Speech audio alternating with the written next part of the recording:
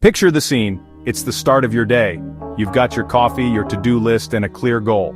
Today is the day you'll make real progress. You sit down, feeling that surge of motivation, ready to dive into deep, meaningful work. But then, it begins. A subtle ping from your phone. Just a quick look, you tell yourself. It's a social media notification. You open it and you're scrolling. An email alert flashes on your screen. Urgent. You switch tasks. A friend sends a video. A news alert demands your attention. Suddenly you glance at the clock. An hour has vanished into the digital ether. Your focus is shattered. This isn't a failure of willpower. It's what scientists call attention residue. Even after you switch back, part of your brain is still stuck on the last task, crippling your ability to concentrate. Does this cycle of ambition, distraction, and regret sound familiar? We're told to just be more disciplined. But relying on willpower in a world designed to distract you is like trying to swim upstream in a raging river. Here's the truth. Success doesn't just come from hard work. It comes from creating an environment where distractions simply can't survive. What if the key wasn't about trying harder, but about engineering your surroundings for effortless focus? It's time to stop fighting a losing battle and start changing the battlefield. Neuroscientists say it takes an average of 23 minutes to regain focus after just one distraction. That means every ping, every buzz, every glance at your phone is robbing you of deep work. Distractions aren't harmless. They are productivity killers. So how do you fight back against this relentless tide of distraction? The answer isn't about more willpower, it's about intelligent design. It's about proactively shaping your surroundings to support your goals. We're going to explore 5 powerful, science-backed strategies that act as a toolkit for reclaiming your focus. These are fundamental shifts in how you interact with your environment, allowing you to build a fortress of focus. First, create digital detox zones. This is more than silencing your phone. Research reveals a phenomenon called brain drain. The mere presence of your smartphone, even when off, consumes limited cognitive resources as your brain actively works to check it. This depletes your mental energy. The solution is radical distance. Put your phone in another room or a timed lockbox. By making it physically inconvenient to access, you free up that cognitive bandwidth, allowing your mind to fully immerse in the task at hand. Second, practice visual decluttering. The adage, "A messy desk creates a messy mind," is backed by neuroscience. Princeton researchers found that physical clutter competes for your attention, resulting in decreased performance and increased stress. Every unnecessary object is data your brain must filter out. Design a minimalist workspace with only the essentials. At the end of each day, take 5 minutes to reset your space. This simple habit reduces cognitive load and signals that this is a place for clarity and order. Third, master your sound control.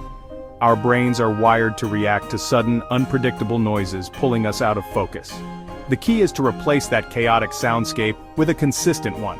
Noise-canceling headphones are excellent for this. You can also use sound layering with apps that play ambient noises like gentle rain or a low hum, known as white or brown noise.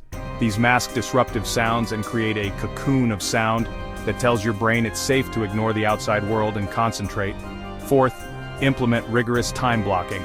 Popularized by author Cal Newport, this is scheduling specific, uninterrupted blocks for deep work. Treat these blocks like your most important meetings. They are non-negotiable. By assigning a task to a time, you eliminate the mental friction of deciding what to do next.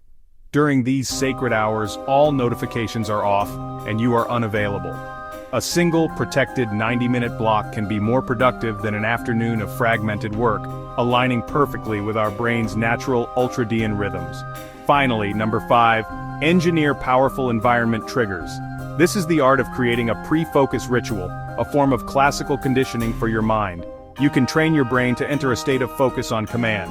Your ritual can be simple: brewing a specific tea, moving to a work-only chair, or starting a specific playlist. The power isn't in the actions themselves, but in their consistent sequence. By performing this ritual every time before deep work, it becomes an automatic on-ramp to concentration. It bypasses willpower, transitioning you smoothly into a state of flow and signaling to your brain, it's time to focus. We've all been sold a story about focus, a narrative that champions grit, discipline, and the sheer force of will. We're told that to conquer distraction, we must simply try harder, push through the noise, and be mentally stronger. But here's the twist, the one that changes the entire game. That story is a myth, and believing it is precisely why so many of us are failing. The truth is, most people try to increase focus through willpower. That doesn't work. Trying to focus through willpower alone is like trying to hold back the ocean with a bucket. Neuroscientists have a term for this: ego depletion. Think of your willpower not as an infinite well of resolve, but as a finite battery. Every single time you resist checking your phone, ignore a pop-up notification, or fight the urge to procrastinate, you drain a little bit of that precious energy. Eventually the battery dies, and distraction inevitably wins. So, what's the real hack? It's not about becoming a better fighter, it's about redesigning the battlefield. The secret is shaping your environment so distractions never get the chance to win. Instead of constantly fighting temptation, you make temptation invisible. You become an architect of your attention, not a security guard. This means curating your digital space, creating a physical sanctuary for deep work, and making focus the default path of least resistance. When you stop relying on a muscle that's designed to get tired and instead build a system that works for you, everything changes. Change your environment, and you change your destiny. So the next time you sit to work, ask yourself, did I set myself up for success or failure?